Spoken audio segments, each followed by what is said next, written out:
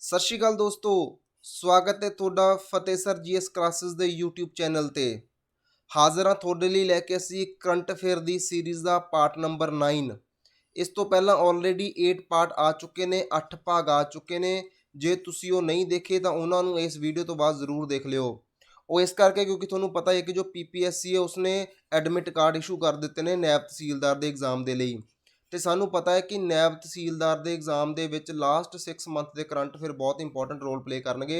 ਹਾਲਾਂਕਿ ਚਾਹੀਦੇ ਤਾਂ 1 ਸਾਲ ਦੇ ਸੀ, ਲੇਕਿਨ ਫਿਰ ਵੀ ਮਿਨੀਮਮ ਤੁਸੀਂ 6 ਮਹੀਨਿਆਂ ਦੇ ਵੀ ਕੀਤੇ ਹੋਣਗੇ ਤਾਂ ਤੁਹਾਡਾ ਵਧੀਆ ਜੋ ਹੈਗਾ ਤੁਸੀਂ ਪੇਪਰ ਨੂੰ ਟੈਕਲ ਕਰ ਲਓਗੇ।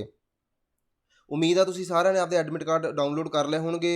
ਪੇਪਰ ਦੀ ਪ੍ਰੋਪਰ ਤਿਆਰੀ ਚੱਲ ਰਹੀ ਹੋਊਗੀ। ਇਸ ਤੋਂ ਬਾਅਦ ਮੈਂ ਇੱਕ ਹੋਰ ਵੀਡੀਓ ਲੈ ਕੇ ਆਊਂਗਾ ਜਿਸ ਦੇ ਵਿੱਚ ਮੈਂ ਜੋ ਲਾਸਟ 15 ਤੋਂ ਦਿਨ ਬਚੇ ਆ, ਲਗਭਗ 15 ਦਿਨ ਦੇ ਬੱਚੇ ਆ, ਉਹਨਾਂ ਦੀ ਸਟ੍ਰੈਟਜੀ ਕੀ ਹੋਊਗੀ ਉਹ ਮੈਂ ਲੈ ਕੇ ਆਊਂਗਾ।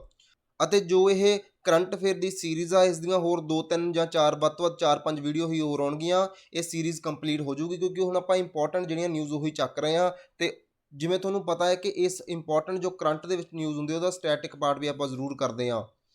ਤੇ ਇਟ ਮੀਨਸ ਇਹ ਜੋ ਸੀਰੀਜ਼ ਹੈ ਕਰੰਟ ਪਲੱਸ ਸਟੈਟਿਕ ਦੋਨਾਂ ਨੂੰ ਕਵਰ ਕਰ ਰਹੀ ਹੈ, ਜੋ ਕਿ ਬਹੁਤ ਹੀ ਇੰਪੋਰਟੈਂਟ ਪਾਰਟ ਹੈ ਸਾਡੇ PPSC ਦੇ ਐਗਜ਼ਾਮ ਦਾ। ਜਿਵੇਂ ਸਾਨੂੰ ਪਤਾ ਹੀ ਹੈ ਕਿ ਨੈਬ ਤਹਿਸੀਲਦਾਰ ਦੇ ਐਗਜ਼ਾਮ ਦੇ ਵਿੱਚ 80 ਕੁਐਸਚਨ GS ਦੇ ਆਉਣੇ ਆ, ਤੇ ਉਹ ਕਰੰਟ ਅਫੇਅਰ ਉਹਨਾਂ ਦੇ ਲਈ ਇੱਕ ਬਹੁਤ ਵੱਡਾ ਇੱਕ ਆਪਾਂ ਕਹਿ ਸਕਦੇ ਇੰਪੋਰਟੈਂਟ ਪਾਰਟ ਆ ਇਸ ਐਗਜ਼ਾਮ ਦਾ। ਤਾਂ ਉਮੀਦ ਹੈ ਜੋ ਅਸੀਂ ਕਰ ਰਹੇ ਹਾਂ, ਤੁਹਾਨੂੰ ਕਰਵਾ ਰਹੇ ਹਾਂ, ਉਹ ਤੁਹਾਡੇ ਲਈ ਐਗਜ਼ਾਮ ਦੇ ਵਿੱਚ ਬਹੁਤ ਹੈਲਪਫੁਲ ਹੋਊਗਾ। ਠੀਕ ਹੈ, ਚਲੋ ਸ਼ੁਰੂ ਕਰਦੇ ਹਾਂ ਅੱਜ ਦੀ ਵੀਡੀਓ। ਤੇ ਜੇ ਤੁਸੀਂ ਮੇਰੇ ਚੈਨਲ ਨੂੰ ਸਬਸਕ੍ਰਾਈਬ ਨਹੀਂ ਕੀਤਾ ਤਾਂ ਚੈਨਲ ਨੂੰ ਸਬਸਕ੍ਰਾਈਬ ਜ਼ਰੂਰ ਕਰ ਲਓ। ਵੀਡੀਓ ਨੂੰ ਲਾਈਕ ਜ਼ਰੂਰ ਕਰਿਆ ਕਰੋ। ਜੋ ਵੀ ਤੁਹਾਡੇ ਕੋਲੋਂ ਕੁਐਸਚਨ ਪੁੱਛਦਾ ਆ ਉਹਨਾਂ ਦੇ ਆਨਸਰ ਕਮੈਂਟ ਬਾਕਸ ਦੇ ਵਿੱਚ ਜ਼ਰੂਰ ਕਰਿਆ ਕਰੋ ਜੀ। ਜਿਵੇਂ ਕਿ ਸਾਡੇ ਸੀਰੀਜ਼ ਦੀ ਟੈਗਲਾਈਨ ਕੀ ਆ, ਇਸ ਤੋਂ ਬਾਹਰ ਕੁਝ ਵੀ ਨਹੀਂ। ਅਸੀਂ ਆਪਦੀ ਪੂਰੀ ਕੋਸ਼ਿਸ਼ ਕੀਤੀ ਆ, ਪੂਰੇ ਐਫਰਟਸ ਕੀਤੇ ਆ। ਜੋ ਵੀ ਦਾ ਹਿੰਦੂ ਨਿਊਜ਼ਪੇਪਰ ਦੇ ਵਿੱਚ ਨਿਊਜ਼ ਆਈਆਂ ਇੰਪੋਰਟੈਂਟ ਵਾਲੀਆਂ, ਜਾਂ ਜੋ ਵੀ ਇੰਡੀਅਨ ਐਕਸਪ੍ਰੈਸ 'ਚ ਆਈਆਂ ਆ, ਉਹਨਾਂ ਨੂੰ ਪ੍ਰੋਪਰਲੀ ਕਵਰ ਕੀਤਾ ਆ। ਉਹਨਾਂ ਦਾ ਸਟੈਟਿਕ ਦੇ ਨਾਲ ਨਾਲ ਅਸੀਂ ਜਿਹੜਾ ਆਪਾਂ ਹਿਸਟੋਰੀਕਲ ਬੈਕਗਰਾਊਂਡ ਆ ਉਹ ਵੀ ਕਵਰ ਕਰਨ ਦੀ ਕੋਸ਼ਿਸ਼ ਕੀਤੀ ਆ। ਅਤੇ ਸਾਨੂੰ ਪੂਰੀ ਉਮੀਦ ਆ ਕਿ ਇਹ ਜੋ ਪੂਰੀ ਦੀ ਪੂਰੀ ਸੀਰੀਜ਼ ਆ, ਇਹਦੇ ਵਿੱਚੋਂ ਤੁਹਾਡੇ ਜੋ ਕਰੰਟ ਅਫੇਅਰ ਦਾ ਪਾਰਟ ਹੋਊਗਾ ਉਹ 90% ਤੱਕ ਟੈਕਲ ਹੋ ਜਾਊਗਾ ਜੀ। ਚਲੋ ਸ਼ੁਰੂ ਕਰਦੇ ਹਾਂ ਅੱਜ ਦੀ ਵੀਡੀਓ। ਅਤੇ ਜੇ ਤੁਹਾਨੂੰ ਇਸ ਵੀਡੀਓ ਦੀ PDF ਚਾਹੀਦੀ ਹੈ ਤਾਂ ਮੇਰਾ ਇੱਕ ਟੈਲੀਗ੍ਰਾਮ 'ਤੇ ਚੈਨਲ ਹੈ ਜਿਸ ਦਾ ਨਾਮ ਹੈ ਫਤਿਹ ਸਰ। ਕਾਫੀ ਸਾਰੇ ਸਟੂਡੈਂਟ ਮੇਰੇ ਨਾਲ ਉਸ 'ਤੇ ਐਡ ਹੋ ਚੁੱਕੇ ਨੇ। ਜੋ ਨਿਊ ਸਟੂਡੈਂਟ ਨੇ ਉਹ ਵੀ ਐਡ ਹੋ ਸਕਦੇ ਨੇ। ਫਤਿਹ ਸਰ ਨਾਮ 'ਤੇ ਟੈਲੀਗ੍ਰਾਮ 'ਤੇ ਚੈਨਲ ਹੈ, ਤੁਸੀਂ ਉਸ ਚੈਨਲ ਨੂੰ ਜੁਆਇਨ ਕਰੋ। ਉਸ 'ਤੇ ਤੁਹਾਨੂੰ ਇਸ ਲੈਕਚਰ ਦੀ PDF, ਇਸ ਤੋਂ ਪੁਰਾਣੇ ਲੈਕਚਰ ਦੀ PDF ਜਾਂ ਹੋਰ ਜੋ ਵੀ ਇੰਪੋਰਟੈਂਟ ਸਟੱਡੀ ਰਿਲੇਟਡ ਮਟੀਰੀਅਲ ਹੁੰਦਾ ਤੁਹਾਨੂੰ ਉੱਤੇ ਮਿਲਦਾ ਰਹਿੰਦਾ ਜੀ। ਚਲੋ ਸ਼ੁਰੂ ਕਰਦੇ ਹਾਂ ਅੱਜ ਦੀ ਵੀਡੀਓ। ਅਤੇ ਇੱਕ ਮੈਂ ਹੋਰ ਤੁਹਾਨੂੰ ਇੱਕ ਇਨਫੋਰਮੇਸ਼ਨ ਦੇਦਾ, ਮੈਂ ਇੱਕ ਹੋਰ ਵੀਡੀਓ ਲੈ ਕੇ ਆਊਂਗਾ ਜੋ ਕਿ ਰਿਲੇਟਡ ਹੋਊਗੀ ਕਰੰਟ ਜੋ ਵੀ ਸਾਡੇ ਪਰਸਨ ਇਨ ਨਿਊਜ਼ ਰਹੇ ਆ। ਠੀਕ ਆ, ਜੋ ਵੀ ਸਾਡੇ ਪਰਸਨ ਇਨ ਨਿਊਜ਼ ਸੀਗੇ ਪਿਛਲੇ 6 ਮਹੀਨਿਆਂ ਦੇ, ਸਪੋਰਟਸ ਦੇ ਨਾਲ ਰਿਲੇਟਡ ਹੋ ਗਈ ਐਂਡ ਅਵਾਰਡਸ। ਠੀਕ ਆ, ਜੇ ਤੁਹਾਨੂੰ ਇਹ ਵੀਡੀਓ ਚਾਹੀਦੀ ਹੈ ਪਿਛਲੇ 6 ਮਹੀਨਿਆਂ ਦੇ ਪ੍ਰੋਪਰਲੀ ਤਾਂ ਤੁਸੀਂ ਮੈਨੂੰ ਕਮੈਂਟ ਬਾਕਸ ਵਿੱਚ ਕਰਕੇ ਆਪਦੀ ਰਿਵਿਊ ਦਿਓ ਕਿ ਚਾਹੀਦੀ ਕਿ ਨਹੀਂ ਚਾਹੀਦੀ। ਫਿਰ ਮੈਂ ਉਸ ਅਕੋਰਡਿੰਗ ਸੋਚੂੰਗਾ ਵੀਡੀਓ ਬਣਾਉਣੀ ਕਿ ਨਹੀਂ ਬਣਾਉਣੀ। ਠੀਕ ਆ ਜੀ, ਚਲੋ ਸ਼ੁਰੂ ਕਰਦੇ ਹਾਂ ਅੱਜ ਦੀ ਵੀਡੀਓ। ਅੱਜ ਦੀ ਸਾਡੀ ਪਹਿਲੀ ਨਿਊਜ਼ ਹੈ ਕਰਪਸ਼ਨ ਪਰਸੈਪਸ਼ਨ ਇੰਡੈਕਸ 2021, ਇਹਦੇ ਨਾਲ ਰਿਲੇਟਡ ਹੈ। ਇਹਨੂੰ ਅਸੀਂ CPI ਸ਼ਾਰਟ ਫਾਰਮ ਦੇ ਵਿੱਚ ਕਹਿੰਦੇ ਹਾਂ। ਜੋ CPI 2021 ਨੂੰ ਰਿਲੀਜ਼ ਕੀਤਾ ਗਿਆ ਆ ਟਰਾਂਸਪੇਰੈਂਸੀ ਇੰਟਰਨੈਸ਼ਨਲ ਇੱਕ ਆਰਗੇਨਾਈਜੇਸ਼ਨ ਆ, ਇਹਦੇ ਦੁਆਰਾ ਇਸ ਇੰਡੈਕਸ ਨੂੰ ਪਬਲਿਸ਼ ਕੀਤਾ ਗਿਆ ਆ। ਸਭ ਤੋਂ ਪਹਿਲਾਂ ਤਾਂ ਅਸੀਂ ਇਸ ਆਪਣੇ ਇੰਡੈਕਸ ਦਾ ਨਾਮ ਯਾਦ ਰੱਖਣਾ ਹੈ, ਉਸ ਤੋਂ ਬਾਅਦ ਇਹਨੂੰ ਕਿਹਨੇ ਪਬਲਿਸ਼ ਕੀਤਾ ਉਹ ਵੀ ਯਾਦ ਰੱਖਣਾ। ਆਪਾਂ ਦੇਖਦੇ ਹਾਂ ਜੀ ਟੌਪ ਪਰਫੋਰਮਿੰਗ ਕੰਟਰੀਜ਼ ਕਿਹੜੀਆਂ ਨੇ ਇਹਦੇ ਵਿੱਚ। ਡੈਨਮਾਰਕ, ਜਿੱਥੇ ਕਿ ਕਾਫੀ ਘੱਟ ਕਰਪਸ਼ਨ ਆ। ਫਿਨਲੈਂਡ ਹੋ ਗਿਆ, ਨਿਊਜ਼ੀਲੈਂਡ ਹੋ ਗਿਆ, ਇਹ ਉਹ ਕੰਟਰੀਜ਼ ਨੇ ਜਿਨ੍ਹਾਂ ਦੇ ਵਿੱਚ ਬਹੁਤ ਘੱਟ ਕਰਪਸ਼ਨ ਆ ਅਤੇ ਕਾਫੀ ਵਧੀਆ ਲੋਕ ਇੱਥੇ ਰਹਿ ਰਹੇ ਨੇ। ਉਦੋਂ ਬਾਅਦ ਬੋਟਮ ਦੀ ਜੇ ਗੱਲ ਕਰੀਏ, ਸਭ ਤੋਂ ਘੱਟ ਜਾਣੀ ਕਿ ਜਿਹਨਾਂ ਦੀ ਪਰਫੋਰਮੈਂਸ ਵਧੀਆ ਨਹੀਂ ਰਹੀ, ਸੁਡਾਨ, ਜਿਹੜੀ ਸਾਊਥ ਸੁਡਾਨ ਕੰਟਰੀ ਆ, ਉਹਦੇ ਵਿੱਚ ਸਭ ਤੋਂ ਜ਼ਿਆਦਾ ਕਰਪਸ਼ਨ ਅਕੋਰਡਿੰਗ ਟੂ ਇਹ ਇੰਡੈਕਸ। ਸੀਰੀਆ ਹੋ ਗਿਆ, ਸੋਮਾਲੀਆ ਹੋ ਗਿਆ, ਇਹ ਉਹ ਕੰਟਰੀਜ਼ ਨੇ ਜਿਹੜੀਆਂ ਬਿਲਕੁਲ ਬੋਟਮ 'ਤੇ ਆ ਇਸ ਇੰਡੈਕਸ ਦੇ ਵਿੱਚ। ਆਪਾਂ ਹੁਣ ਇੰਡੀਆ ਦੀ ਵੀ ਗੱਲ ਕਰਦੇ ਹਾਂ। ਇੰਡੀਆ ਦਾ ਇਸ ਵਾਰ 85th ਰੈਂਕ ਆਇਆ ਆ ਆਊਟ ਆਫ 180 ਕੰਟਰੀਜ਼। 85ਵਾਂ ਨੰਬਰ ਆਇਆ 180 ਕੰਟਰੀਆਂ ਦੇ ਵਿੱਚੋਂ। ਲੇਕਿਨ ਜੇ ਆਪਾਂ 2020 ਦੀ ਗੱਲ ਕਰੀਏ ਤਾਂ ਇੰਡੀਆ 86th ਨੰਬਰ 'ਤੇ ਸੀਗਾ, ਮਤਲਬ ਕਿ ਉਹਦੇ ਨਾਲੋਂ 1 ਪੁਆਇੰਟ ਉੱਪਰ ਆਇਆ ਆ। ਪਰ ਜੇ ਆਪਾਂ 19 ਦੀ ਗੱਲ ਕਰੀਏ ਤਾਂ ਉਦੋਂ ਇਹਦੀ ਪੋਜੀਸ਼ਨ ਕਾਫੀ ਵਧੀਆ ਸੀਗੀ, 80 ਨੰਬਰ ਸੀਗੀ। ਅਸੀਂ ਫਿਰ ਡਰੋਪ ਗਏ ਆ, ਫਿਰ 1 ਨੰਬਰ ਰਿਕਵਰ ਕੀਤਾ ਆ ਕਿ ਅਸੀਂ ਮੋਡਰੇਟ ਦੇ ਵਿੱਚ ਆਉਂਦੇ ਹਾਂ, ਨਾ ਸਾਡੇ ਜ਼ਿਆਦਾ ਕਰਪਸ਼ਨ ਆ ਨਾ ਘੱਟ ਆ, ਕਰਪਸ਼ਨ ਹੈਗਾ ਮਤਲਬ। ਜੋ ਇੰਡੀਆ ਦਾ CPI ਸਕੋਰ ਆ 40 ਦੇ ਅਰਾਊਂਡ ਆ, 40 ਆ, ਇਹ ਵੀ ਤੁਸੀਂ ਯਾਦ ਰੱਖਣਾ। ਜੇ ਆਪਾਂ ਆਪਣੀਆਂ ਜਿਹੜੀਆਂ ਵੀ ਨੇਬਰਿੰਗ ਕੰਟਰੀਜ਼ ਆ ਇੰਡੀਆ ਦੀਆਂ, ਭੂਟਾਨ ਨੂੰ ਛੱਡ ਕੇ ਸਾਰੀਆਂ ਇੰਡੀਆ ਤੋਂ ਥੱਲੇ ਨੇ। ਭੂਟਾਨ ਦੇ ਵਿੱਚ ਘੱਟ ਕਰਪਸ਼ਨ ਆ ਅਕੋਰਡਿੰਗ ਟੂ ਇਹ ਇੰਡੈਕਸ। ਚਲੋ ਜੀ ਅੱਗੇ ਚੱਲਦੇ ਹਾਂ। ਹੁਣ ਆਪਾਂ ਦੇਖਦੇ ਹਾਂ ਟਰਾਂਸਪੇਰੈਂਸੀ ਇੰਟਰਨੈਸ਼ਨਲ ਕੀ ਆ। ਕਈ ਵਾਰ ਇੱਥੋਂ ਕੁਐਸਚਨ ਬਣ ਸਕਦਾ ਬੇਸਿਕ ਜਿਹਾ ਹੀ। ਇਹ ਇੱਕ ਨੋਨ ਗੌਰਮੈਂਟਲ ਆਰਗੇਨਾਈਜੇਸ਼ਨ ਆ ਜਿਹਨੂੰ ਅਸੀਂ NGO ਕਹਿੰਦੇ ਹਾਂ। ਸਭ ਤੋਂ ਵੱਡੀ ਗੱਲ ਕੀ ਆ, ਇਹ NGO ਆ। ਇਹਦੀ ਜਿਹੜੀ ਫਾਊਂਡੇਸ਼ਨ ਹੋਈ ਸੀਗੀ 1993 ਦੇ ਵਿੱਚ ਹੋਈ ਸੀਗੀ। ਬਰਲਿਨ ਜਰਮਨੀ ਵਿੱਚ ਇਹਦਾ ਬੇਸ ਆ। ਇਹਦਾ ਕੰਮ ਕੀ ਆ ਜੀ, ਇਹਨੇ ਐਕਸ਼ਨ ਲੈਣਾ ਆ ਜੋ ਵੀ ਗਲੋਬਲ ਕਰਪਸ਼ਨ ਉਹਨੂੰ ਘੱਟ ਕਰਨ ਦੇ ਲਈ। ਮਤਲਬ ਇਹ ਅਲੱਗ-ਅਲੱਗ ਕੰਟਰੀਜ਼ ਨੂੰ ਨੰਬਰ ਦਿੰਦੀਆਂ ਕਿ ਕਿਹੜੀ ਕੰਟਰੀ ਕਿੰਨਵੇਂ ਨੰਬਰ 'ਤੇ ਆ ਅਕੋਰਡਿੰਗ ਟੂ ਦਾ ਕਰਪਸ਼ਨ, ਅਤੇ ਉਹ ਕੰਟਰੀ ਦੀ ਸਰਕਾਰ ਅਤੇ ਉੱਥੋਂ ਦਾ ਸਿਸਟਮ ਇਹ ਕੋਸ਼ਿਸ਼ ਕਰਦਾ ਕਿ ਕਰਪਸ਼ਨ ਨੂੰ ਘੱਟ ਕੀਤਾ ਜਾਵੇ। ਜਿਹੜੀ ਟਰਾਂਸਪੇਰੈਂਸੀ ਇੰਟਰਨੈਸ਼ਨਲ ਆ ਇਹ ਹੋਰ ਵੀ ਇੱਕ ਦੋ ਪਬਲਿਸ਼ ਕਰਦੀ ਆ ਚੀਜ਼ਾਂ। ਇੱਕ ਤਾਂ ਆਪਣੇ ਕੋਲ ਹੈਗਾ ਗਲੋਬਲ ਕਰਪਸ਼ਨ ਬੈਰੋਮੀਟਰ, ਇੱਕ ਤਾਂ ਇਹ ਰਿਪੋਰਟ ਨੂੰ ਪਬਲਿਸ਼ ਕਰਦੀ ਆ, ਇੰਡੈਕਸ ਨੂੰ ਪਬਲਿਸ਼ ਕਰਦੀ ਆ। ਦੂਜਾ ਸਾਡੇ ਕੋਲ ਆ ਕਰਪਸ਼ਨ ਪਰਸੈਪਸ਼ਨ ਇੰਡੈਕਸ, ਜਿਹੜਾ ਕਿ ਆਪਾਂ ਹੁਣੇ ਦੇਖ ਕੇ ਹਟੇ ਆ। ਇਹ ਦੋ ਇੰਡੈਕਸ ਨੇ ਜੋ ਕਿ ਟਰਾਂਸਪੇਰੈਂਸੀ ਇੰਟਰਨੈਸ਼ਨਲ ਦੇ ਦੁਆਰਾ ਪਬਲਿਸ਼ ਕੀਤੇ ਜਾਂਦੇ ਆ। ਚਲੋ ਜੀ ਨੈਕਸਟ ਦੇਖਦੇ ਆ। ਨੈਕਸਟ ਨਿਊਜ਼ ਆਪਣੇ ਕੋਲੇ ਇਲੈਕਟੋਰਲ ਬੌਂਡ, ਇਹ ਵੀ ਕਾਫੀ ਨਿਊਜ਼ 'ਚ ਰਿਹਾ। ਇਲੈਕਟੋਰਲ ਬੌਂਡ ਇਹ ਕੀ ਆ ਜੀ, ਹੁਣ ਇਲੈਕਸ਼ਨ ਹੋਇਆ 5 ਸਟੇਟਾਂ ਦੇ ਆਪਣੇ ਹੋਏ ਸੀਗੇ, ਜਿਵੇਂ ਪੰਜਾਬ ਦੇ, ਉਦੋਂ ਪਹਿਲਾਂ ਵੀ ਕੁਝ ਸਟੇਟਾਂ ਵਿੱਚ ਇਲੈਕਸ਼ਨ ਹੋਏ ਸੀਗੇ ਨਾਲ ਦੀ ਨਾਲ ਹੀ ਪੰਜਾਬ ਦੇ ਨਾਲ। ਉਦੋਂ ਇਲੈਕਟੋਰਲ ਬੌਂਡ ਦਾ ਕਾਫੀ ਯੂਜ਼ ਹੋਇਆ, ਇਸ ਕਰਕੇ ਨਿਊਜ਼ ਦੇ ਵਿੱਚ ਸੀਗਾ। ਹੁਣ ਇਹ ਹੈ ਕੀ ਆਪਾਂ ਦੇਖਦੇ ਹਾਂ ਜੀ। ਇਹ ਪਹਿਲਾਂ ਮੈਂ ਸਿੰਪਲ ਦੱਸ ਦਵਾਂ ਤੁਹਾਨੂੰ। ਪਹਿਲਾਂ ਕੀ ਹੁੰਦਾ ਸੀਗਾ, ਜਿਹੜੀਆਂ ਵੱਡੀਆਂ ਵੱਡੀਆਂ ਫਰਮਾਂ ਸੀਗੀਆਂ ਜਾਂ ਕੋਈ ਵੀ ਇੰਡੀਵਿਜੂਅਲ ਆ, ਜੇ ਕਿਸੇ ਪਾਰਟੀ ਨੂੰ, ਜਿਹੜੀ ਪੋਲੀਟੀਕਲ ਪਾਰਟੀ ਆ, ਉਹਨੂੰ ਫੰਡ ਦੇਣਾ ਚਾਹੁੰਦੇ ਸੀਗੇ ਤਾਂ ਉਹ ਕੈਸ਼ ਦੀ ਫਾਰਮ 'ਚ ਦਿੰਦੇ ਸੀਗੇ। ਕੈਸ਼, ਚੈੱਕ, ਕੁਝ ਵੀ ਦੇ ਸਕਦੇ ਸੀਗੇ। ਲੇਕਿਨ ਹੁਣ ਉਹ ਸਾਰਾ ਸਿਸਟਮ ਖਤਮ ਕਰਕੇ ਇੱਕ ਬੌਂਡ ਨਿਕਲ ਆਇਆ ਕਿ ਬੰਦਾ ਬੈਂਕ ਕੋਲ ਜਾਂਦਾ ਆ, ਬੌਂਡ ਖਰੀਦੂਗਾ, ਉਹ ਬੌਂਡ ਉਸ ਪਾਰਟੀ ਨੂੰ ਦੇ ਦੂਗਾ ਜਿਹੜੀ ਵੀ ਪਾਰਟੀ ਨੂੰ ਉਹ ਫੰਡ ਦੇਣਾ ਚਾਹੁੰਦਾ। ਠੀਕ ਹੈ, ਬੌਂਡ ਆ। Bond means paper. ਹੁਣ ਕੈਸ਼ ਲੈ ਕੇ ਨਹੀਂ ਜਾਊਗਾ ਪਾਰਟੀ ਦੇ ਦਫ਼ਤਰ ਵਿੱਚ, ਉਹ ਕੀ ਲੈ ਕੇ ਜਾਊਗਾ ਜੀ, ਪੇਪਰ ਲੈ ਕੇ ਜਾਊਗਾ, ਇੱਕ ਬੌਂਡ ਲੈ ਕੇ ਜਾਊਗਾ। ਜਿਹੜੇ ਬੌਂਡ ਹੁੰਦੇ ਆ ਇਹ ਮਲਟੀਪਲਸ ਹੁੰਦੇ ਆ, ਜਿਵੇਂ ਤੁਸੀਂ 1000 ਦਾ ਖਰੀਦ ਸਕਦੇ ਹੋ, ਇੱਕ ਬੌਂਡ 10,000 ਦਾ ਵੀ ਹੋ ਸਕਦਾ ਆ, 1 ਲੱਖ ਦਾ ਵੀ ਹੋ ਸਕਦਾ ਆ, 10 ਲੱਖ ਦਾ ਹੋ ਸਕਦਾ ਆ, 1 ਕਰੋੜ ਦਾ। ਇਹਦੀ ਕੋਈ ਮੈਕਸਿਮਮ ਲਿਮਿਟ ਨਹੀਂ ਹੈਗੀ, ਲੇਕਿਨ ਮਲਟੀਪਲਸ ਇੱਦਾਂ ਹੋਣਗੇ, 1000, 10,000, 1 ਲੱਖ, 10 ਲੱਖ, ਇੱਦਾਂ। ਠੀਕ ਹੈ, ਮਲਟੀਪਲਸ ਇਹਦੇ 1000 ਦੀ 2000 ਵੀ ਹੋ ਸਕਦਾ, 3000 ਵੀ ਹੋ ਸਕਦਾ, 4000 ਵੀ ਹੋ ਸਕਦਾ, 9000 ਵੀ ਹੋ ਸਕਦਾ ਆ। ਉਦੋਂ ਬਾਅਦ 10, 20, 30, ਇਹਦਾ ਹੁਣ 9500, ਇੱਦਾਂ ਕੋਈ ਬੌਂਡ ਨਹੀਂ ਹੋਊਗਾ। 500 ਦਾ ਕੋਈ ਬੌਂਡ ਨਹੀਂ ਹੋਊਗਾ। ਠੀਕ ਆ, 600 ਦਾ ਕੋਈ ਬੌਂਡ ਨਹੀਂ ਹੋਊਗਾ, 1500 ਦਾ ਕੋਈ ਬੌਂਡ ਨਹੀਂ ਹੋਊਗਾ, 15000 ਦਾ ਕੋਈ ਬੌਂਡ ਨਹੀਂ ਹੋਊਗਾ। ਮਤਲਬ ਇਹ ਨਹੀਂ ਹੋਊਗਾ, ਰਾਊਂਡ ਫਿਗਰ ਹੋਣਗੇ, ਜਾਂ ਤਾਂ ਉਹ 1000 ਦੇ ਮਲਟੀਪਲ ਹੋਣਗੇ, ਜਾਂ 10,000 ਦੇ, ਜਾਂ 1 ਲੱਖ ਦੇ, 10 ਲੱਖ ਦੇ, 1 ਕਰੋੜ ਦੇ। ਠੀਕ ਆ, ਕੁਛ ਹੋਰ ਇੰਪੋਰਟੈਂਟ ਆਪਾਂ ਗੱਲਾਂ ਦੇਖਦੇ ਹਾਂ। ਇਹ ਜਿਹੜੇ ਬੌਂਡ ਆ ਇਹ ਇਸ਼ੂ ਕਰਨ ਦੀ authority state bank of India ਕੋਲ ਹੀ ਆ, ਹੋਰ ਕੋਈ ਬੈਂਕ ਇਹਨੂੰ ਇਸ਼ੂ ਨਹੀਂ ਕਰ ਸਕਦੀ, ਇੱਕੋ ਬੈਂਕ ਦੇ ਕੋਲ ਆ। ਠੀਕ ਆ, ਇਹ ਬੌਂਡ ਕੌਣ ਕਰੂਗੀ ਜੀ, SBI, state bank of India, ਯਾਦ ਰੱਖਿਓ। ਅਤੇ ਜਦੋਂ ਇਹ ਬੌਂਡ ਇਸ਼ੂ ਕਰ ਦਿੱਤਾ ਗਿਆ, ਇਹਦੀ ਜਿਹੜੀ ਵੈਲਿਡਿਟੀ ਆ ਉਹ 15 ਦਿਨ ਦੀ ਆ। ਮਤਲਬ ਇਹ ਪਰਸਨ ਨੇ ਅੱਜ ਬੌਂਡ ਲਏ ਆ ਤਾਂ ਉਹ ਨੈਕਸਟ 15 ਡੇ ਦੇ ਵਿੱਚ ਜਿਹੜੀ ਵੀ ਪਾਰਟੀ ਨੂੰ ਦੇਣਾ ਚਾਹੁੰਦਾ ਬੌਂਡ, ਉਹਨੂੰ ਦੇ ਕੇ ਅਤੇ ਉਹ ਅੱਗੇ ਉਹਨੂੰ ਜਮ੍ਹਾਂ ਕਰਵਾ ਦੇਣਗੇ।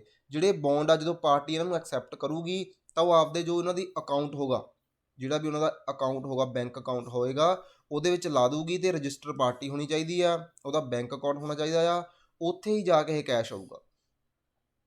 ਠੀਕ ਆ, ਇਹਨਾਂ ਬੌਂਡਸ ਨੂੰ ਕੋਈ ਵੀ ਸਿਟੀਜ਼ਨ ਜਿਹੜਾ ਇੰਡੀਆ ਦਾ ਉਹ ਖਰੀਦ ਸਕਦਾ, ਚਾਹੇ ਉਹ ਇੰਡੀਵਿਜੂਅਲ ਆ, ਚਾਹੇ ਉਹ ਪਾਰਟੀ ਆ, ਚਾਹੇ ਉਹ ਕੰਪਨੀ ਆ ਕੋਈ। ਹਰੇਕ ਕੁਛ ਮੰਥ ਡਿਸਾਈਡ ਕੀਤੇ ਗਏ ਆ, ਜਨਵਰੀ, ਅਪ੍ਰੈਲ, ਜੁਲਾਈ ਅਤੇ ਅਕਤੂਬਰ। ਇਹਨਾਂ ਮੰਥ ਦੇ 10 ਦਿਨ, ਜੋ ਪਹਿਲੇ 10 ਦਿਨ ਹੁੰਦੇ ਆ, ਉਹਨਾਂ ਵਿੱਚ ਤੁਸੀਂ ਬੌਂਡ ਖਰੀਦ ਸਕਦੇ ਹੋ।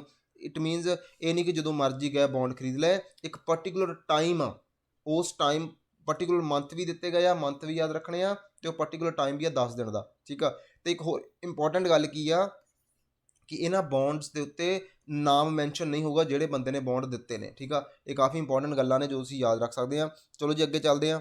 ਨੈਕਸਟ ਨਿਊਜ਼ ਆ ਆਪਣੇ ਕੋਲ ਇੰਟਰਨੈਸ਼ਨਲ ਲੇਬਰ ਆਰਗੇਨਾਈਜੇਸ਼ਨ ILO ਨੇ ਇੱਕ ਰਿਪੋਰਟ ਪਬਲਿਸ਼ ਕੀਤੀ ਆ, ਹੁਣ ਉਹਨੇ ਰਿਲੀਜ਼ ਕੀਤੀ ਆ ਰਿਪੋਰਟ, ਜਿਹਦਾ ਨਾਮ ਹੈਗਾ ਆ world employment and social outlook. ਸਭ ਤੋਂ ਪਹਿਲਾਂ ਨਾ ਜਿਹੜੀਆਂ ਇੱਦਾਂ ਦੀਆਂ ਰਿਪੋਰਟਸ ਆ ਇਹ ਬਹੁਤ ਇੰਪੋਰਟੈਂਟ ਆ, ਇਹਨਾਂ ਦੇ ਨਾਮ ਜ਼ਰੂਰ ਯਾਦ ਰੱਖਿਓ। ਠੀਕ ਹੈ, ਕੀ ਆ ਜੀ, world employment and social outlook the report ਆ, ਜੋ ਕਿ ILO ਦੇ ਦੁਆਰਾ ਪਬਲਿਸ਼ ਕੀਤੀ ਗਈ ਆ। ਹੁਣ ਆਪਾਂ ਦੇਖਦੇ ਹਾਂ ਇੰਟਰਨੈਸ਼ਨਲ ਲੇਬਰ ਆਰਗੇਨਾਈਜੇਸ਼ਨ ਕੀ ਆ। ਇਹਦੀ ਕ੍ਰੀਏਸ਼ਨ ਹੋਈ ਸੀਗੀ 1919 ਦੇ ਵਿੱਚ, 1919 ਦੇ ਵਿੱਚ, ਜੋ ਕਿ ਇੱਕ ਪਾਰਟ ਸੀਗਾ ਟ੍ਰੀਟੀ ਆਫ ਵਰਸਾਈਲਸ ਦਾ। ਇੱਕ ਟ੍ਰੀਟੀ ਆਫ ਵਰਸਾਈਲ ਹੋਈ ਸੀਗੀ ਆਫਟਰ ਦਾ ਫਸਟ ਵਰਲਡ ਵਾਰ, ਜਦੋਂ ਪਹਿਲੀ ਵਰਲਡ ਵਾਰ ਖਤਮ ਹੋਈ ਆ 1918 ਦੇ ਵਿੱਚ। ਉਦੋਂ ਬਾਅਦ ਟ੍ਰੀਟੀ ਆਫ ਵਰਸਾਈਲ ਸਾਈਨ ਹੋਈ ਆ, ਉਹਦਾ ਹੀ ਪਾਰਟ ਸੀਗੀ ਲੇਬਰ, ਜਿਹੜੀ ਇੰਟਰਨੈਸ਼ਨਲ ਲੇਬਰ ਆਰਗੇਨਾਈਜੇਸ਼ਨ ਆ ਉਹ। ਇਹਦਾ ਸਾਨੂੰ ਪਤਾ ਕਿ ਕੰਮ ਕੀ ਸੀਗਾ, ਇੱਕ ਤਾਂ ਅਸੀਂ ਪੂਰੇ ਦੇ ਪੂਰੇ ਵਰਲਡ ਦੇ ਵਿੱਚ ਪੀਸ ਲੈ ਕੇ ਆਉਣਾ, ਦੂਜਾ ਜੋ ਵੀ ਸੋਸ਼ਲ ਜਸਟਿਸ ਪ੍ਰੋਵਾਈਡ ਕਰਨਾ ਲੋਕਾਂ ਨੂੰ। ਠੀਕ ਆ, ਉਦੋਂ ਬਾਅਦ ਇਹ 1946 ਦੇ ਵਿੱਚ ਯੂਨਾਈਟਿਡ ਨੇਸ਼ਨ ਦੀ ਇੱਕ ਸਪੈਸ਼ਲਾਈਜ਼ਡ ਏਜੰਸੀ ਬਣ ਗਈ ਸੀ। ਠੀਕ ਆ, ਪਹਿਲਾਂ ਕੀ ਸੀਗੀ ਇਹ ਵਰਸਾਈਲ, ਜਿਹੜੀ ਟ੍ਰੀਟੀ ਆਫ ਵਰਸਾਈਲ ਆ ਉਹਦੇ ਅਕੋਰਡਿੰਗ ਬਣਾਇਆ ਸੀਗਾ, ਉਹਦੇ ਅਕੋਰਡਿੰਗ ਉਹਦਾ ਪਾਰਟ ਸੀਗਾ। ਉਸ ਤੋਂ ਬਾਅਦ 1946 ਦੇ ਵਿੱਚ ਇਹ ਪਾਰਟ ਬਣ ਗਿਆ ਯੂਨਾਈਟਿਡ ਨੇਸ਼ਨ ਦਾ, ਇੱਕ ਕਾਫੀ ਇੰਪੋਰਟੈਂਟ ਪਾਰਟ ਆ। ਇਹਦੇ ਵਿੱਚ ਟਰਾਈ ਪਾਰਟੀ ਆਰਗੇਨਾਈਜੇਸ਼ਨ ਆ, ਮਤਲਬ ਇਹਦੇ ਵਿੱਚ 3 ਪਾਰਟੀਜ਼ ਹੋਣਗੀਆਂ। ਕਿਹੜੀਆਂ-ਕਿਹੜੀਆਂ, ਇੱਕ ਤਾਂ ਗੌਰਮੈਂਟ ਹੋਊਗੀ ਜਿਹੜੀ ਕਿ ਉਸ ਰਿਪਰੈਜ਼ੈਂਟੇਟਿਵ ਗੌਰਮੈਂਟ ਦੇ ਹੋਣਗੇ, ਦੂਜੇ ਇੰਪਲੋਇਰਸ ਹੋਣਗੇ ਉਸ ਪਰਟੀਕੂਲਰ ਕੰਟਰੀ ਦੇ, ਤੀਜਾ ਵਰਕਰਸ ਹੋਣਗੇ ਉਸ ਪਰਟੀਕੂਲਰ ਕੰਟਰੀ ਦੇ। ਠੀਕ ਆ, ਇਹ 3 ਚੀਜ਼ਾਂ 3 ਪਾਰਟੀਜ਼ ਹੋਣਗੀਆਂ। ਜੇ ਆਪਾਂ ਮੈਂਬਰਸ ਦੀ ਗੱਲ ਕਰਦੇ ਹਾਂ, ਇੰਡੀਆ ਦਾ ਫਾਊਂਡਿੰਗ ਮੈਂਬਰ ਆ, ਜਿੰਨੇ ਵੀ 187 ਟੋਟਲ ਮੈਂਬਰ ਨੇ ਉਹਨਾਂ ਵਿੱਚੋਂ ਇੰਡੀਆ ਇਹਦਾ ਫਾਊਂਡਿੰਗ ਮੈਂਬਰ ਆ। ਠੀਕ ਆ, ਇਹ ਜੋ ਮੈਂ ਹਾਈਲਾਈਟ ਕੀਤੇ ਨੇ ਬਹੁਤ ਇੰਪੋਰਟੈਂਟ ਨੇ ਜੀ, ਧਿਆਨ ਰੱਖਿਓ। ਜੇ ਤੁਸੀਂ ਪਹਿਲਾਂ PPSC ਦੇ ਪੇਪਰ ਦੇਖੇ ਹੋਣਗੇ ਤੁਹਾਨੂੰ ਆਈਡੀਆ ਹੋ ਜਾਊਗਾ ਕਿ ਕਿੰਨੇ ਇੰਪੋਰਟੈਂਟ ਕਰੰਟ ਅਫੇਅਰਸ ਨੇ ਇਹ। 2020 ਦੇ ਵਿੱਚ ਇੰਡੀਆ ਇਹਦਾ ਚੇਅਰਮੈਨ ਵੀ ਰਿਹਾ ਸੀਗਾ, ਜੋ ਕਿ ਗਵਰਨਿੰਗ ਬੋਡੀ ਹੁੰਦੀ ਆ, ਤੇ ਇਹਦਾ ਹੈੱਡਕੁਆਟਰ ਦੀ ਗੱਲ ਕਰਦੇ ਹਾਂ ਜਨੇਵਾ ਸਵਿਟਜ਼ਰਲੈਂਡ ਦੇ ਵਿੱਚ ਮਿਲਦਾ ਆ, ILO ਦਾ ਹੈੱਡਕੁਆਟਰ, ਇਹ ਵੀ ਇੰਪੋਰਟੈਂਟ ਆ ਜੀ। ਚਲੋ ਅੱਗੇ ਚੱਲਦੇ ਹਾਂ। ਨੈਕਸਟ ਨਿਊਜ਼ ਆਪਣੇ ਕੋਲੇ ਫੋਰੈਕਸ ਰਿਜ਼ਰਵ ਦੇ ਰਿਲੇਟਡ। ਹੁਣ ਫੋਰੈਕਸ ਰਿਜ਼ਰਵ ਨਿਊਜ਼ ਦੇ ਵਿੱਚ ਕਿਉਂ, ਕਿਉਂਕਿ ਹੁਣੇ ਡਾਟਾ RBI ਦਾ ਆਇਆ ਸਾਡੇ ਕੋਲੇ, ਰਿਜ਼ਰਵ ਬੈਂਕ ਆਫ ਇੰਡੀਆ। ਉਹਨੇ ਕਿਹਾ ਕਿ ਜਿਹੜਾ ਸਾਡਾ ਫੋਰੈਕਸ ਐਕਸਚੇਂਜ ਆ ਉਹ ਥੋੜ੍ਹਾ ਜਿਹਾ ਘਟਿਆ ਆ।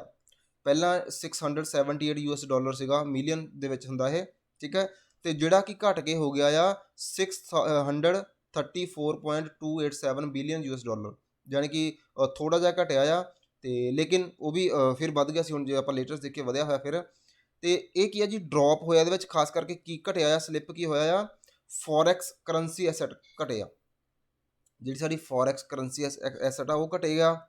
ਇਨਕਰੀਜ਼ ਭਾਵੇਂ ਸਾਡਾ ਗੋਲਡ ਹੋਇਆ ਆ। ਇਹਦੇ ਵਿੱਚ ਮੈਂ ਦੱਸੂਗਾ ਕਿ ਹੁੰਦਾ ਕੀ ਆ ਫੋਰੈਕਸ ਰਿਜ਼ਰਵ ਦੇ ਵਿੱਚ, ਕਿਹੜੀਆਂ ਕਿਹੜੀਆਂ ਚੀਜ਼ਾਂ ਹੁੰਦੀਆਂ ਆ। ਬਸ ਯਾਦ ਰੱਖਿਓ ਕਿ ਜਿਹੜੀ ਕਰੰਸੀ ਆ ਸਾਡੀ ਉਹ ਥੋੜ੍ਹੀ ਜਿਹੀ ਘਟੀ ਆ ਜੋ ਵੀ, ਅਤੇ ਗੋਲਡ ਵਧਿਆ ਆ। ਜਿਹੜੇ ਡਰਾਇੰਗ ਰਾਈਟਸ ਆ ਸਾਡੇ ਕੋਲੇ SDR, ਇਹ ਵੀ ਥੋੜ੍ਹੇ ਜਿਹੇ ਘਟੇ ਆ ਜੀ, ਠੀਕ ਹੈ। ਗੋਲਡ ਵਧਿਆ, ਬਾਕੀ 2 ਚੀਜ਼ਾਂ ਘਟੀਆਂ ਸਾਡੇ ਕੋਲੇ। ਹੁਣ ਆਪਾਂ ਫੋਰੈਕਸ ਐਕਸਚੇਂਜ ਰਿਜ਼ਰਵ ਕੀ ਹੁੰਦਾ ਇਹਨੂੰ ਧਿਆਨ ਨਾਲ ਦੇਖਦੇ ਹਾਂ। ਹਰੇਕ ਕੰਟਰੀ ਦੇ ਵਿੱਚ ਕੁਛ ਨਾ ਕੁਛ, ਜਿਵੇਂ ਆਪਾਂ ਕਹਿੰਦੇ ਆਪਣੀ ਫੈਮਲੀਜ਼ ਦੀ ਸੇਵਿੰਗ ਹੁੰਦੀ ਆ, ਇੱਦਾਂ ਹੀ ਕੰਟਰੀਜ਼ ਨੇ ਵੀ ਕੁਛ ਨਾ ਕੁਛ ਸੇਵ ਕਰਕੇ ਰੱਖਿਆ ਹੁੰਦਾ। RBI ਦੇ ਕੋਲ ਆਪਦੀ ਜਿਹੜੀ ਵੀ ਸੈਂਟਰਲ ਬੈਂਕ ਹੋਊਗੀ, ਸਾਡੀ ਉਹ RBI ਆ। ਇਹ ਜਿਹੜੇ ਐਸਟ ਹੁੰਦੇ ਆ ਇਹ ਰਿਜ਼ਰਵ ਕਰਕੇ ਰੱਖੇ ਜਾਂਦੇ ਆ ਸੈਂਟਰਲ ਬੈਂਕ ਦੇ ਦੁਆਰਾ, ਜਿਵੇਂ ਕਿ ਇੰਡੀਆ ਦੇ ਵਿੱਚ RBI ਆ। ਨੋਰਮਲੀ ਇਹ ਫੋਰਨ ਕਰੰਸੀ ਦੇ ਵਿੱਚ ਹੁੰਦਾ, ਖਾਸ ਕਰ ਕਾਹਦੇ ਵਿੱਚ, ਜਿਵੇਂ ਆਪਾਂ ਗੱਲ ਕਰੀਏ ਡਾਲਰਸ ਦੀ। ਮੋਸਟਲੀ ਜਿਹੜਾ ਫੋਰੈਕਸ ਰਿਜ਼ਰਵ ਆ ਇਹ US ਡਾਲਰ ਦੇ ਵਿੱਚ ਸਾਡੇ ਕੋਲ ਹੁੰਦਾ ਆ। ਇਹਦੇ ਨਾਲ ਨਾਲ ਆਪਾਂ ਦੇਖਦੇ ਹਾਂ ਇਹਦੇ ਵਿੱਚ ਬੌਂਡਸ ਵੀ ਹੋ ਸਕਦੇ ਆ, ਟਰੈਜਰੀ ਬਿਲਸ ਵੀ ਹੋ ਸਕਦੇ ਆ, ਗੌਰਮੈਂਟ ਸਿਕਿਉਰਿਟੀਜ਼ ਵੀ ਹੋ ਸਕਦੀਆਂ ਆ, ਅਤੇ ਮੋਸਟ ਇੰਪੋਰਟੈਂਟ ਕਿਹੜਾ ਪਾਰਟ ਹੁੰਦਾ, US ਡਾਲਰ। ਠੀਕ ਆ, ਕਈ ਵਾਰੀ ਕੁਐਸਚਨ ਬਣ ਜਾਂਦਾ ਕਿ ਇਹਦੇ ਵਿੱਚ ਕੀ ਕੀ ਹੁੰਦਾ, ਬੌਂਡ ਹੁੰਦੇ, ਸਿਕਿਉਰਿਟੀ ਹੁੰਦੇ ਆ। ਹੁਣ ਆਪਾਂ ਹੋਰ ਕੁਛ ਚੀਜ਼ਾਂ ਦੇਖਦੇ ਹਾਂ, ਇਹ ਸਾਰੀਆਂ ਕਰੰਸੀ ਦਾ ਪਾਰਟ ਆ। ਇਹਦੇ ਨਾਲ ਨਾਲ ਆਪਾਂ ਦੇਖਦੇ ਹਾਂ ਜੀ ਕਰੰਸੀ ਵੀ ਹੁੰਦੀ ਆ, ਆਪਾਂ ਦੇਖ ਲਿਆ, ਇਹ ਇੰਪੋਰਟੈਂਟ ਆ, ਦੇਖ ਲਿਓ। ਫੋਰਨ ਕਰੰਸੀ ਹੋਊਗੀ, ਗੋਲਡ ਰਿਜ਼ਰਵ ਹੁੰਦੇ ਇਹਦੇ ਵਿੱਚ, ਅਤੇ ਫਿਰ ਸਾਡੇ ਕੋਲ ਹੁੰਦੇ ਆ ਸਪੈਸ਼ਲ ਡਰਾਇੰਗ ਰਾਈਟਸ। ਜਿਹੜੇ ਸਪੈਸ਼ਲ ਡਰਾਇੰਗ ਰਾਈਟਸ ਆ ਇਹ ਰਿਜ਼ਰਵ ਹੁੰਦੇ ਆ IMF ਦੇ ਵਿੱਚ, ਇੰਟਰਨੈਸ਼ਨਲ ਮੋਨੀਟਰੀ ਫੰਡ ਦੇ ਵਿੱਚ।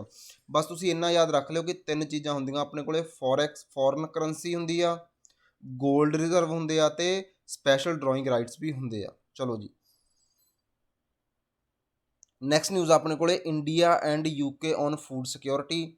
ਇੱਦਾਂ ਦੇ ਕੁਐਸਚਨ ਬਣਦੇ ਹੁੰਦੇ ਆ ਕਿ ਫੂਡ ਸਿਕਿਉਰਿਟੀ ਦੇ ਰਿਲੇਟਡ ਸਾਈਨ ਅਸੀਂ ਕਿਹੜੀ ਕੰਟਰੀ ਨਾਲ ਕੀਤਾ ਆ, ਠੀਕ ਹੈ। ਯੂਨੀਅਨ ਸਾਡੀ ਜਿਹੜੀ ministry of science and technology ਆ, ਉਹਨਾਂ ਨੇ ਹੁਣੇ ਇੱਕ ਜੁਆਇੰਟ ਮੀਟਿੰਗ ਕੀਤੀ ਆ ਵਿਦ UK, ਅਤੇ ਕਾਹਦੇ 'ਤੇ ਕੀਤੀ ਆ ਉਹ, ਸਸਟੇਨਿੰਗ ਫੂਡ ਪ੍ਰੋਡਕਸ਼ਨ ਅੰਡਰ ਦਾ ਐਨਵਾਇਰਮੈਂਟਲ ਸਟਰੈਸ। ਕਹਿੰਦੇ ਚਾਹੇ ਐਨਵਾਇਰਮੈਂਟ ਦਾ ਕਾਫੀ ਸਟਰੈਸ ਆ, ਤੁਸੀਂ ਇਹਦਾ ਰਿਜ਼ਲਟ ਵੀ ਦੇਖਿਆ ਹੋਣਾ ਕਿ ਜੋ ਇਸ ਵਾਰ ਜਿਹੜੇ ਵੀ ਆਪਣੇ ਫਾਰਮਿੰਗ ਫੈਮਿਲੀ ਨਾਲ ਬਿਲੋਂਗ ਕਰਦੇ ਆ, ਜਿਹੜੀ ਆਪਣੀ ਕਣਕ ਆ ਉਹਦਾ ਜਿਹੜਾ ਪ੍ਰੋਡਕਸ਼ਨ ਉਹ ਕਾਫੀ ਘੱਟ ਨਿਕਲੀ ਇਸ ਵਾਰ।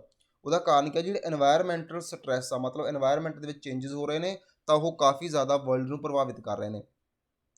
ਇੰਡੀਆ ਅਤੇ UK ਨੇ ਮਿਲ ਕੇ ਇੱਕ ਮੀਟਿੰਗ ਕੀਤੀ, ਉਹਦੇ ਵਿੱਚ ਇਹ ਗੱਲ ਕੀਤੀ ਆ ਕਿ ਅਸੀਂ ਫੂਡ ਸਿਕਿਉਰਿਟੀ ਨੂੰ ਖਤਰੇ ਵਿੱਚ ਨਹੀਂ ਆਉਣ ਦੇਣਾ, ਚਾਹੇ ਜੋ ਮਰਜ਼ੀ ਹੋ ਜਾਵੇ, ਅਤੇ ਅਸੀਂ ਅਚੀਵ ਕੀ ਕਰਨਾ ਜੀ, food security and zero hunger, ਕਿ ਵਰਲਡ ਦੇ ਵਿੱਚ ਕਿਤੇ ਵੀ ਭੁੱਖਮਰੀ ਨਾ ਹੋਵੇ, ਜ਼ੀਰੋ ਹੰਗਰ ਹੋਵੇ, ਸਾਰੇ ਲੋਕ ਰੋਟੀ ਖਾਣ।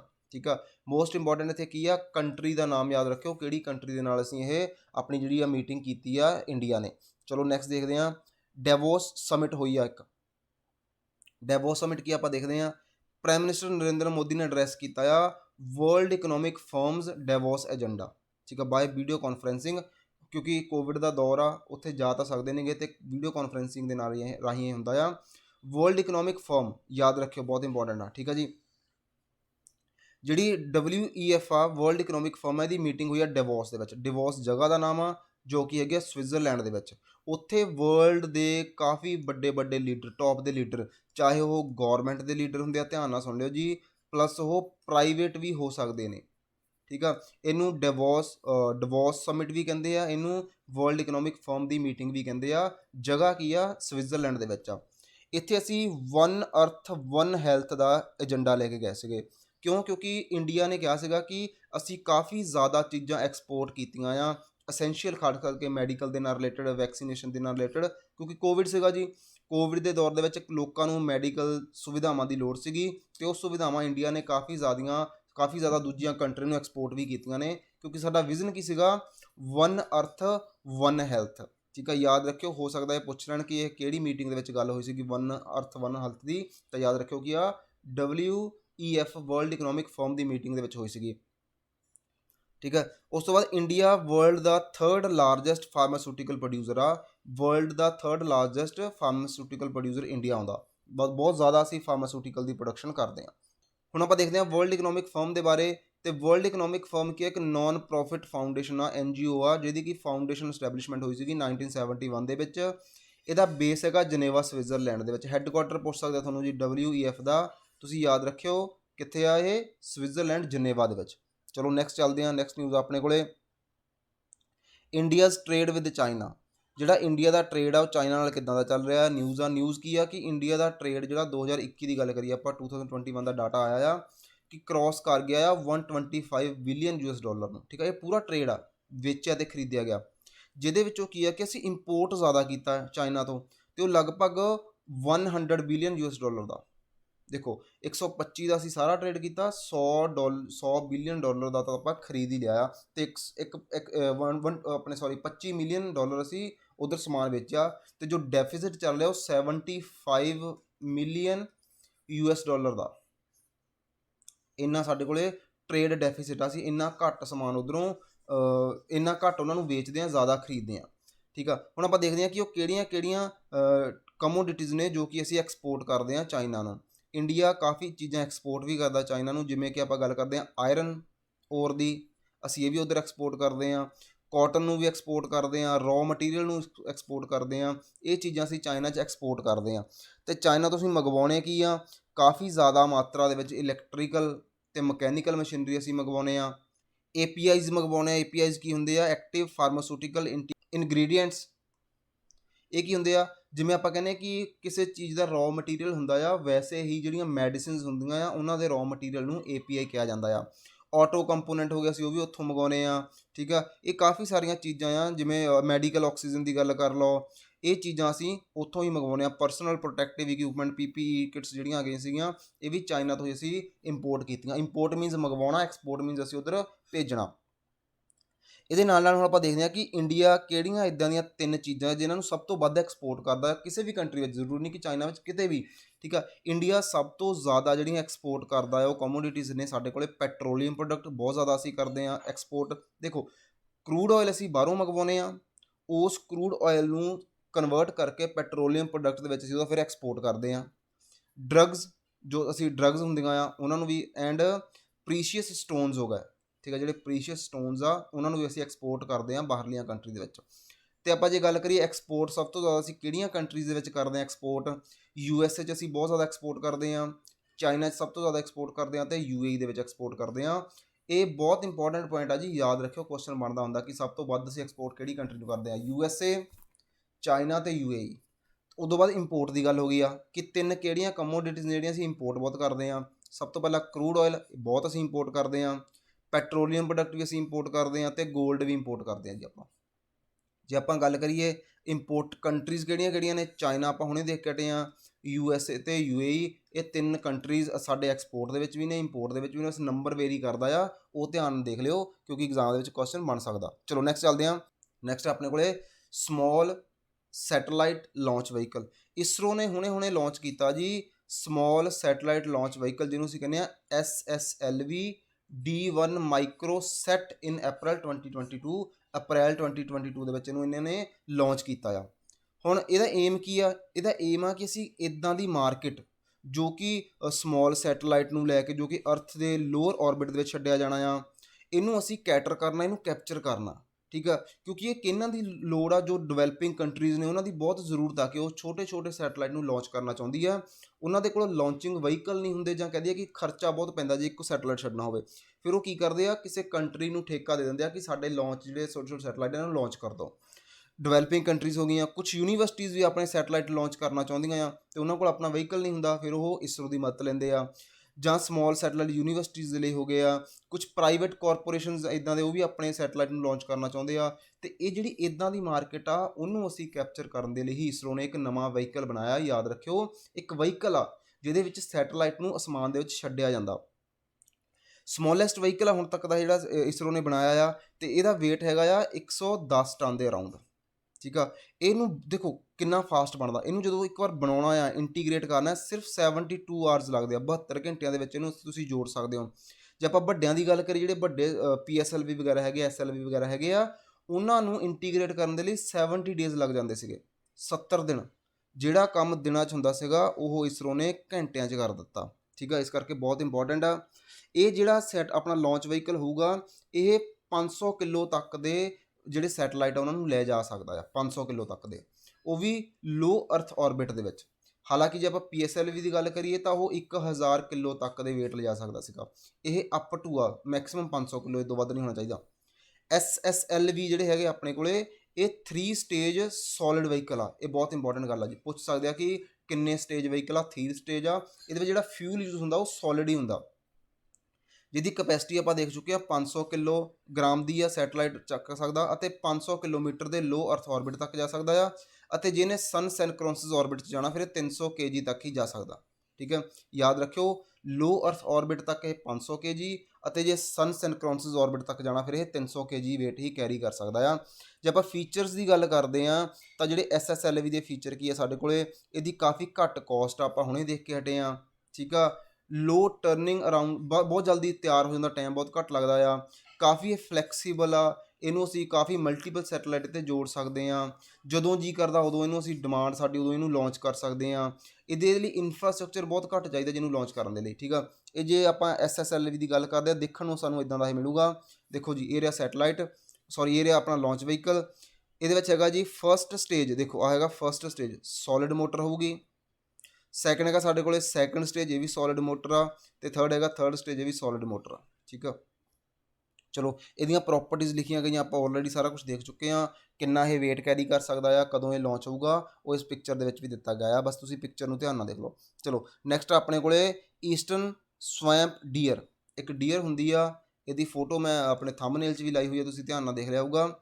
ਇਹ ਕਿਉਂ ਨਿਊਜ਼ ਦੇ ਵਿੱਚ ਹੈ, ਕਿਉਂਕਿ ਜਿਹੜੀ ਦੀ ਪੋਪੂਲੇਸ਼ਨ ਆ ਨਾ ਜੀ ਈਸਟ ਸਵੈਂਪ ਡੀਅਰ ਦੀ, ਉਹ ਘਟੀ ਆ ਥੋੜ੍ਹੀ ਜਿਹੀ। ਕਿੱਥੇ ਘਟੀ ਆ? ਕਾਜ਼ੀਰੰਗਾ ਨੈਸ਼ਨਲ ਪਾਰਕ ਦੇ ਵਿੱਚ। ਅਤੇ ਕਾਜ਼ੀਰੰਗਾ ਨੈਸ਼ਨਲ ਪਾਰਕ ਕਿੱਥੇ ਆ? ਅਸਮ ਦੇ ਵਿੱਚ। ਦੇਖੋ ਸਾਨੂੰ ਇੱਥੋਂ ਇਹ ਪਤਾ ਲੱਗ ਗਿਆ ਕਿ ਕਾਜ਼ੀਰੰਗਾ ਨੈਸ਼ਨਲ ਪਾਰਕ ਜਿਹੜਾ ਹੈਗਾ ਸਾਡੇ ਕੋਲ, ਕਾਜ਼ੀਰੰਗਾ ਨੈਸ਼ਨਲ ਪਾਰਕ ਆ, ਇਹ ਹੈਗਾ ਸਾਡੇ ਕੋਲੇ ਅਸਮ ਦੇ ਵਿੱਚ। ਨਾਲ ਦੀ ਨਾਲ ਇਹਨੂੰ ਟਾਈਗਰ ਰਿਜ਼ਰਵ ਦਾ ਵੀ ਅਹੁਦਾ ਮਿਲਿਆ ਹੋਇਆ।